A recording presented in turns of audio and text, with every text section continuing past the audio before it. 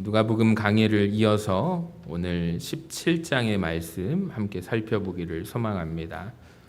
여러분, 우리가 신앙생활을 하면서 그 가운데 질문하는 질문 한 가지가 있습니다. 너무나도 중요한 질문인데요. 그것은 하나님께 나는 무엇을 받고 있는가라는 질문도 있겠지만, 저는 이보다 더 중요한 질문 한 가지가 있다고 생각을 해요. 나는 받은 은혜에 어떻게 반응하며 살아가고 있는가? 이 질문입니다. 한번 이 질문을 잘 생각해 보시기 바랍니다. 여러분, 우리는 이 세상을 살아가면서 하나님 앞에 많은 기도의 제목들을 올려드립니다. 누군가는 건강을 위해서 하나님 앞에 지금 기도하고 계실 거예요. 또 자녀들을 위해서 기도하는 성도님들도 계시겠고, 또 사업과 직장을 위해서, 또 가정을 위해서, 또 자녀들의 학업과 진로를 위해서 기도하시는 분들도 계실 것입니다. 그리고 하나님께서는 때로는 우리의 기대를 뛰어넘는 방법으로 응답해 주시기도 하십니다. 여러분, 시간이 지나면 놀라운 현상 한 가지가 일어나게 되는데요. 어느새 간절했던 기도가 잊혀지게 됩니다. 내가 하나님 앞에 기도하고 붙들었던 응답받았던 기도의 은혜도 희미해지게 됩니다. 문제가 해결됐습니다. 그런데 예배의 자리에 더 열심히 나오는 것이 아니라 어느샌가 예배는 소홀해지고 눈물로 기도하던 기도는 사라지고 하나님보다 다시 세상의 분주함이 우리의 마음을 차지하게 되는 것이죠. 오늘 본문 말씀은 바로 이런 인간의 모습 너무나도 정확하게 잘 보여주는 말씀인데요. 간단하게 말해서 10사람이 동일한 은혜를 받았습니다. 그런데 예수님께 돌아온 사람은 오직 한 사람만 돌아왔습니다. 여러분, 한번 생각해 보시기 바랍니다. 10명이 하나님 앞에 놀라운 기적을 받게 되고 경험했지만 오직 한 사람만이 구원의 선언을 듣게 됩니다. 여러분, 이 사건은 단순히 감사 교육에 대한 이야기가 아닙니다. 오늘 우리가 누가복음 강해를 이어가는데 누가복음을 저자 누가라는 자가 이 사건을 통해서 우리에게 말하고 싶은 것은 이것입니다. 기적을 경험하는 것과 예수님을 만나는 것은 다르다. 치유를 받는 것과 구원을 얻는 것은 다르다라는 사실을 우리에게 가르쳐주고 싶어서 오늘 이 말씀을 우리에게 보여주고 있습니다. 첫 번째로 저는 묵상하면서 고난은 사람을 하나님 앞으로 모이게 한다는 것을 알게 되었습니다. 여러분, 예수님께서 지금 예루살렘으로 가시는 길이거든요. 사마리아와 갈릴리 사이를 지나가십니다. 11절을 보세요.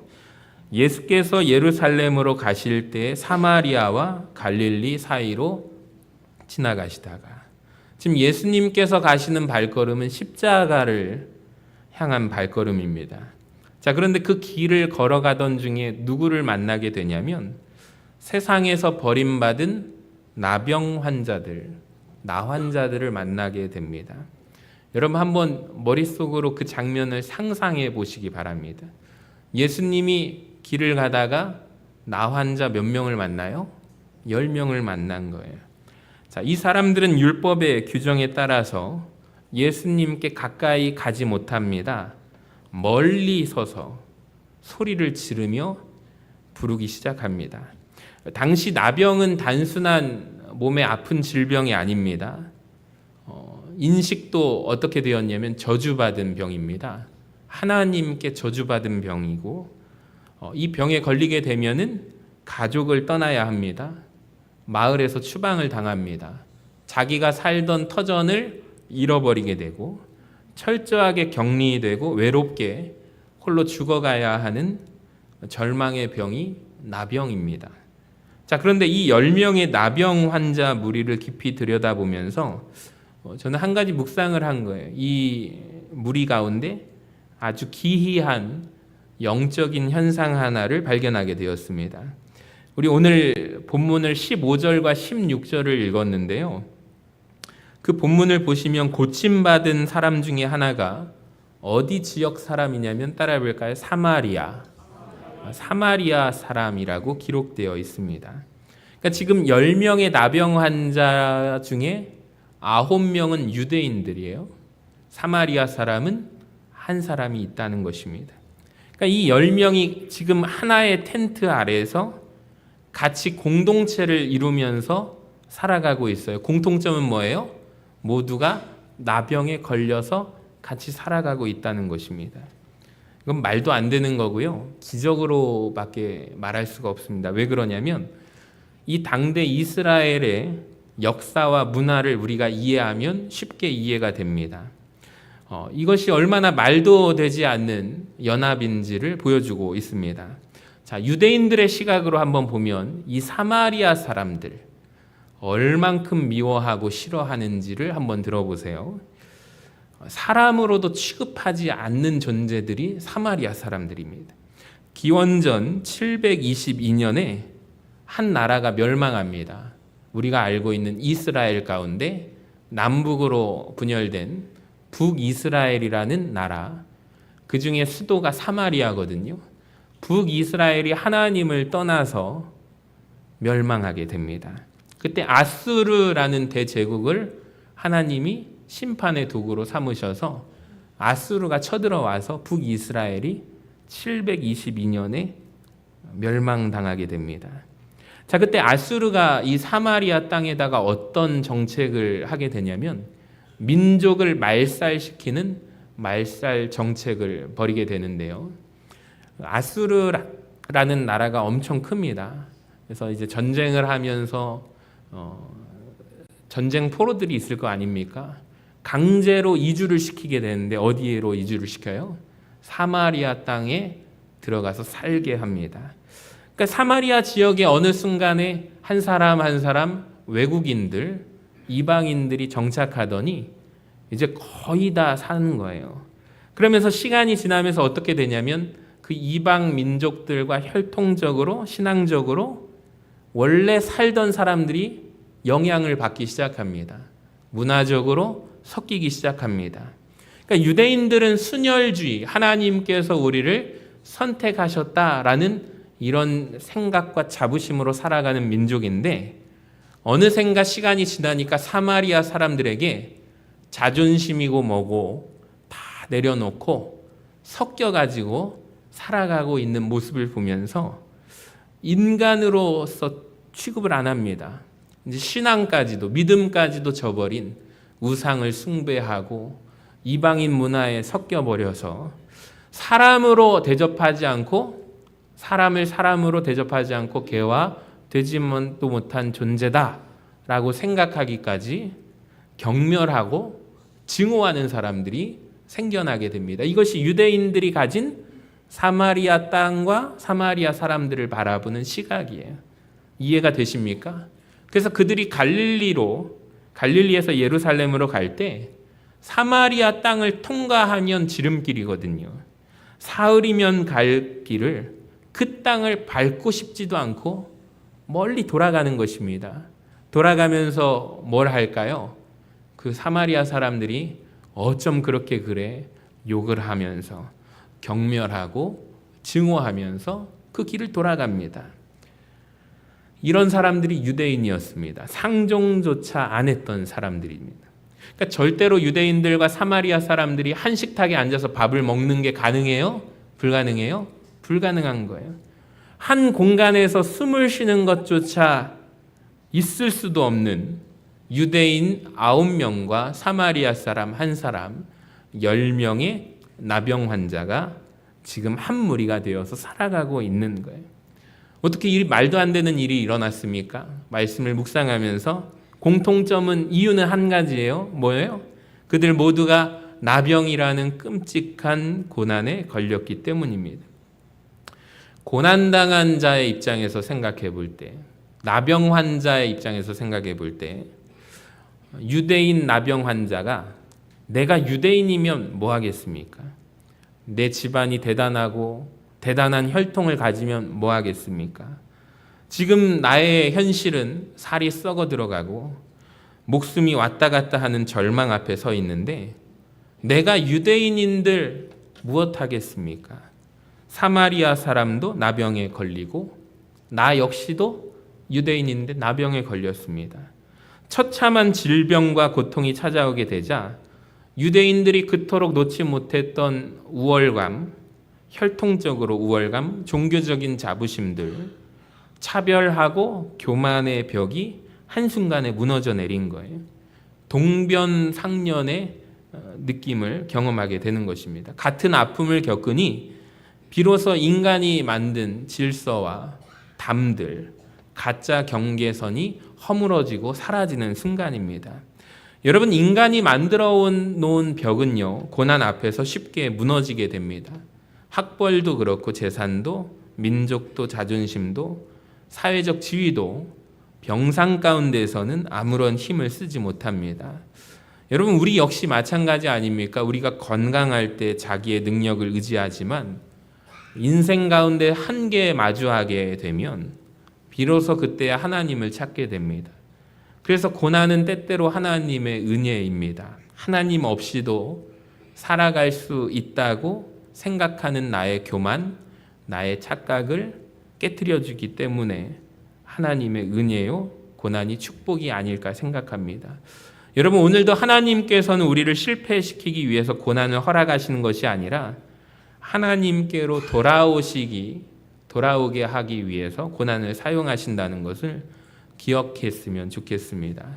두 번째로, 믿음은 이해한 후에 순종하는 것이 아니라 순종하며 이해하는 것이 믿음이라는 것입니다. 여러분, 이 고난의 자리에 10명의 나병 환자가 있는데요. 무엇을 합니까? 13절을 보세요. 소리를 높여 이르되 예수 선생님이여 우리를 불쌍히 여기소서 외치고 있습니다. 자, 그때 주님께서 이 나병 환자들의 외침 소리를 듣고 14절을 보시면 놀라운 명령을 하십니다. 가서 제사장들에게 너희 몸을 보이라 라고 말씀하세요. 여러분, 한번 이 부분을 생각해 보겠습니다. 10명의 나병 환자가 예수님을 보고 소리를 쳤습니다. 근데 예수님이 뭐라고 하셔요? 가서 누구에게 몸을 보이라? 제사장에게 몸을 보이라. 아직 지금 자기 몸은 어때요? 나병 그 자체입니다. 나병이 무엇입니까? 감각의 통증이 없는 거예요. 지금 새끼손가락이 떨어져 나갔는데 내 새끼손가락이 붙어 있다는 것을 알아요? 알지 못해요? 알지 못하는 게 나병이에요. 지금 귀 한쪽이 떨어져 나가서 귀가 없는데 그것을 느끼지 못하는 게 나병입니다. 얼마나 절망스럽고 얼마나 무감각한 통증 속에서 고통 속에 살아갑니까? 자기 몸은 여전히 그런 모습인데 세상에 예수님이 하시는 말이 고작 뭐예요? 가서 낫지도 않은 내 몸을 제사장들에게 보이라고. 한편으로 망신당할 수도 있는 거죠. 매를 맞아 죽을 수도 있는 상황입니다. 몸의 상처는 아직 남아있고 피부는 변하지도 않았습니다. 자, 그런데 예수님이 하시는 것은 먼저 가라고 하십니다. 여러분, 여기에서 믿음에 대해서 우리가 생각해 보면 믿음의 본질이 드러나게 됩니다. 여러분, 믿음은 무엇입니까? 여러분의 믿음을 한번 점검해 보세요. 믿음은 결과를 확인한 뒤에 내가 움직이는 것이 믿음이 아닙니다. 여러분, 하나님의 말씀을 신뢰하기 때문에 지금 결과를 알지 못해도 보이지 않아도 움직이는 것이 여러분 믿음이라는 것을 기억하시기를 바랍니다. 성경은 말씀합니다. 14절 하반절을 보세요. 그들이 가다가 깨끗함을 받은지라. 여러분, 그들이 순종함으로 믿음으로 가다가 깨끗함을 받게 되었습니다. 그러니까 기적은 출발점에서 이루어지지 않았어요. 순종의 길 위에서 순종함으로 걸어갈 때 일어나게 되었습니다. 여러분, 오늘날도 마찬가지 같아요. 하나님께서 우리의 모든 의문을 해결해 주신 다음에 너는 순종하거라 요구하지 않으십니다.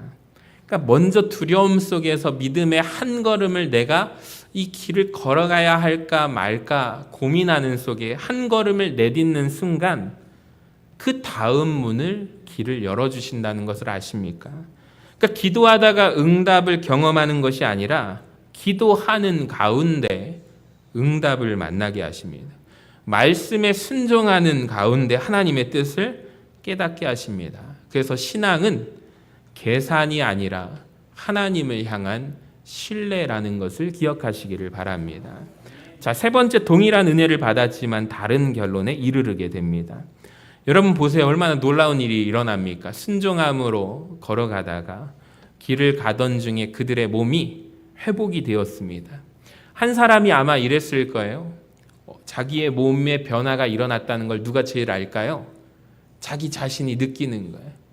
통증의 감각이 없었는 나병 환자 한 사람이 길을 가다가 내 몸이 낫게 되었음을 깨닫고 막 몸 여기저기를 옷을 벗고 살펴보지 않겠습니까? 아기 살결처럼 뽀얗고 진물나던 상처투성이의 몸이 사람 피부 같지 않았던 자기들의 몸이 아기의 새하얀 피부처럼 회복되는 것을 느끼고 외치게 됩니다. 내가 나았다고. 한 사람이 외치자 다른 한 사람도 나도 좀 몸이 달라진 것 같다고 하면서 서로가 서로를 살펴보면서 깨닫게 된 거예요. 10사람 모두가 깨끗함을 얻게 되었습니다. 모두가 병고침을 받게 되었습니다. 여러분, 치유와 회복의 역사가 일어난 거예요. 얼마나 놀라운 일입니까? 자, 그런데 그 순간 이 10사람의 이후의 방향은 두 갈래 방향으로 갈라지게 됩니다. 9명의 사람들은 자기의 미래를 향해서 달려가게 돼요. 한 사람은 방향이 예수님을 향하게 됩니다. 이 본문에 보세요. 15절에 그 중에 한 사람이 자기가 낳은 것을 보고 큰 소리로 하나님께 영광을 돌리며 돌아와. 여기에서 중요한 단어는 돌아와라는 단어입니다. 따라합시다. 돌아와. 누구에게 돌아왔어요? 하나님께로 돌아온 거예요. 예수님께로 돌아온 거예요. 여러분, 이 한 사람을 보세요. 단순히 감사 인사 표현하러 예수님께 온 게 아닙니다. 병고침을 받은 순간, 자기의 몸이 회복된 순간 9명의 생각은 자기 자신을 바라보는 거예요. 내 몸이 회복됨으로 말미암아 이제는 격리되었던 내 삶이, 차별되고 억압받았던, 추방당했던 내 삶의 미래가, 불투명하고 아무런 소망조차 없었던 미래가 희망이 솟아나는 것을 자기들이 깨닫고, 누가 보고 싶어요? 가족들이 보고 싶어요. 누가 보고 싶어요? 자기 자녀들이 보고 싶은 거예요. 얼른 달려가서 가정에서 제사장들에게 몸을 보여서 깨끗하다 함을, 이제는 회복되었다 함을 인정받게 되면 자기가 꿈꾸는 미래를 향해서 달려가고 싶은 마음이 9명의 방향이었습니다. 근데 단 한 사람의 방향은 어디를 향하느냐? 하나님께로, 주님께로 향했다는 것입니다. 여러분, 말씀을 묵상하면서 이런 생각이 들었습니다. 감사가 무엇일까요?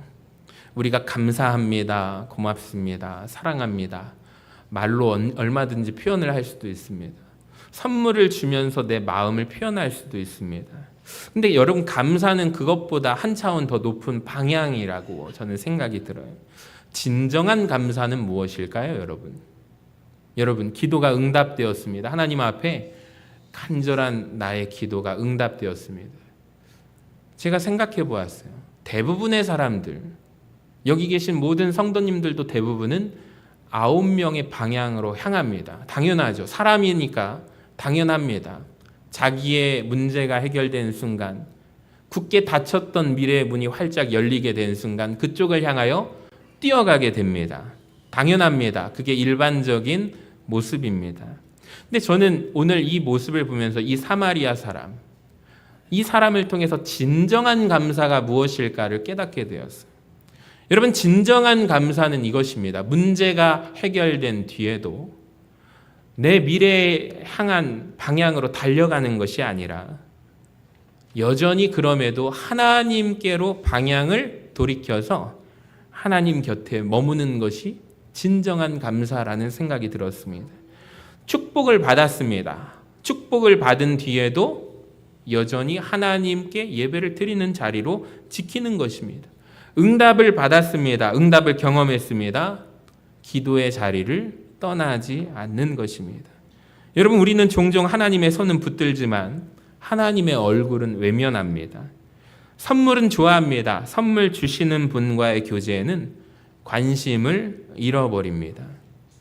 그런데 사마리아 사람은 달랐어요.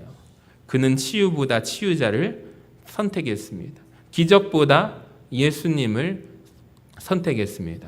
사랑하는 여러분, 우리의 신앙생활도 나 중심적인 방향이 아니라 여러분 하나님께로 방향을 향해서 달려가시기를 바랍니다.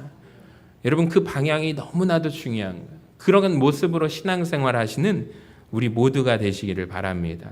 자, 네 번째로 감사는 믿음의 가장 분명한 열매라는 것입니다. 자, 예수님께서 돌아온 사람을 향해서 말씀하십니다. 19절에 일어나 가라, 내 믿음이 너를 구원하였느니라. 여러분, 10사람의 몸이 나았습니다. 근데 예수님께서 구원을 선언하시는 사람은 10명 가운데 몇 명이에요? 한 사람이라는 것입니다. 왜 그렇습니까? 그러니까 감사는 단순한 예의가 아니라 믿음의 표현이기 때문입니다. 하나님의 은혜를 기억하는 사람은 하나님을 떠나지 않습니다.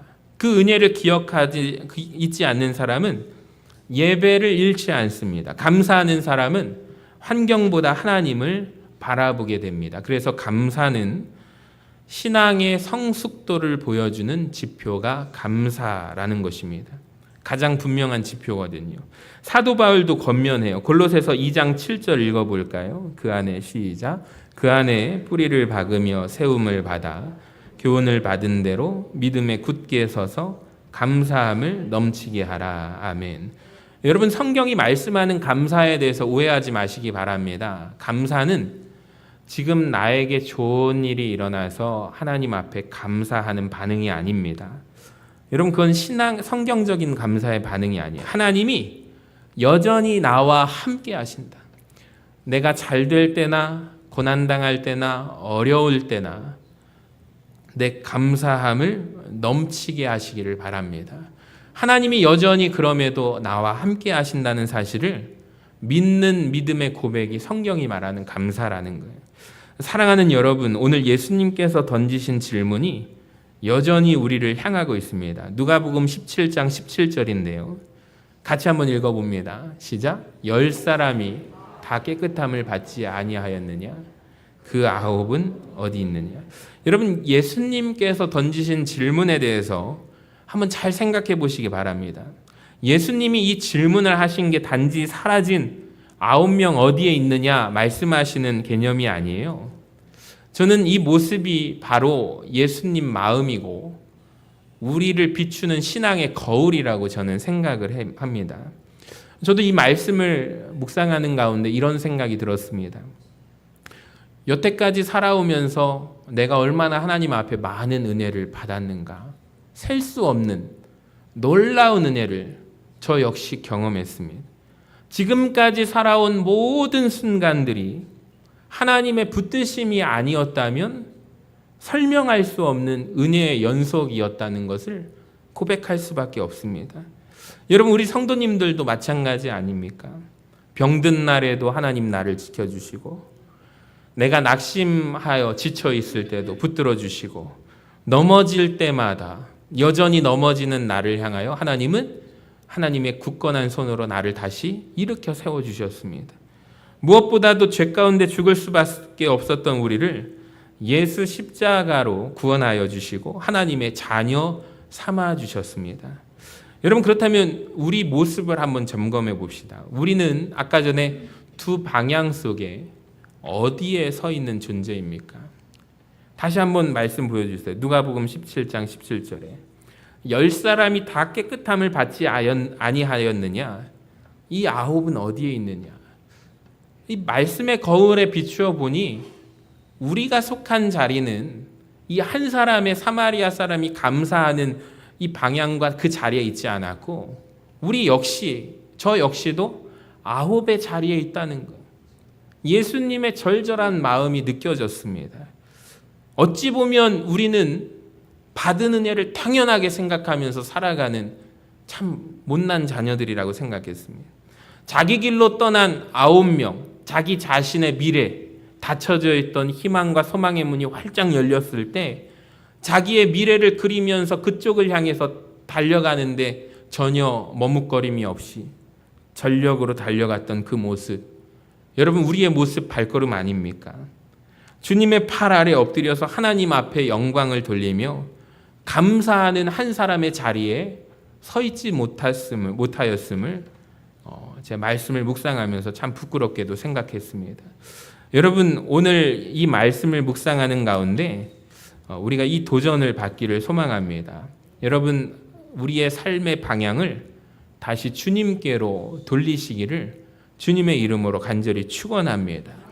그렇다면 저와 여러분의 신앙의 방향이 수준이 한 차원 더 높아지게 될 것이고 주님의 마음을 생각하게 될 것입니다. 우리 교회 새가족들이 오면 새가족 교육을 합니다. 권사님도 장로님도 안수집사님도 집사님도 합니다. 여태까지 다 거부하신 분이 없는데 장로님, 권사님 분들은 하시는 말씀이 있어요. 목사님 저 다 성경 알아요. 몇 독했어요. 그래도 필요 없습니다. 교육 받으셔야 합니다. 권합니다. 왜 그러냐면 새 가족입니다. 전주 서신교회에서 첫 단추를 어떻게 꿰고 어떻게 신앙생활을 할 것인지를 배우는 자리이기 때문에 성경 지식을 가르치지 않습니다. 같이 만나면서 제가 당부를 합니다. 신앙생활은 이렇게 하시기 바랍니다. 신앙생활은 이런 모습으로 하시기를 바랍니다. 제가 그 짧은 교육 시간 속에 부탁을 드립니다. 여기 서신교에 오셔서는 이런 모습으로 신앙생활을 하셔서 열매 맺는 삶으로 살아가시기를 바랍니다. 당부를 드립니다. 여러분 우리도 마찬가지입니다. 기적을 구하는 신앙을 넘어서야 돼요. 기적의 주인 되시는 예수 그리스도를 사랑하는 신앙으로 나아가시기를 바랍니다. 새가족 교육을 하면서 잊지 못하는 한 분이 있어요. 목사님 저는 늦은 나이에 예수 믿고 교회에 오니 정말 세상과 정반대 딴판이네요. 그러면서 어떻게 말씀이랑 설교랑 잘 귀에 들리십니까? 라고 했을 때 사실 저 한 개도 모르겠어요. 그러시더라고요. 그래서 잘 그래도 있어 보세요. 그래서 가끔 목사님이 좋은 말씀 하셔서 잘 듣고 있다고 하시더라고요. 근데 그분이 뭐라고 하시냐면 제 삶 가운데 그런데 예수 믿고 변화된 거 하나 있거든요. 예전에는 밥 먹을 때도 내가 맛있는 것, 음식 맛집 찾아다니고 먹었는데 이제는 예수님이라면 어떻게 하실까? 기도하고 밥 먹고 감사합니다. 하나님께 감사 기도를 한다는 거예요. 하나님 감사합니다. 이 한마디를 하더라도 하루 시간 속에 하나님을 생각하는 시간들이 점점 늘어나는 것 같아요. 그 얘기를 하시더라고요. 제가 100점짜리 신앙생활이라고 했어요. 그런 아름다운 모습으로 신앙생활 하시기 바랍니다. 라고 얘기를 했습니다. 가끔 교육을 하는 입장에서 오히려 교육을 당하는 것 같습니다. 여러분 우리도 무감각해져 가면서 어느새 습관처럼 신앙생활하면서 당연히 여겼던 게 사실은 당연한 것이 아니에요. 주님 마음을 생각하면서 신앙생활 하시기를 소망합니다. 치유만 경험하는 사람이 아니라 구원의 은혜 안에 거하는 사람이 되기를 원합니다. 상상해 보았습니다. 매일의 삶 가운데 오늘 이 사마리아 사람 한 사람이 드렸던 감사의 모습, 큰 소리로 하나님께 영광을 돌리면서 그가 예수님께로 돌아왔대요. 이 한 사람. 성경은 오늘 이 한 사람을 찾고 계십니다. 여러분 그 한 사람이 바로 저와 여러분 되시기를 소망합니다. 자, 그러려면 우리의 입술에는 감사가 넘쳐야 하고 우리의 발걸음은 언제나 누구를 향해요? 예수님을, 하나님을 향하시기를 바랍니다. 우리의 삶 전체가 하나님께 드려지는 예배가 되기를 바랍니다. 여러분 오늘도 우리를 기다리시는 주님의 품으로 돌아가시고 남은 생애 가운데 은혜를 잊지 않는 감사의 사람으로 살아가시기를 주님의 이름으로 간절히 축원합니다.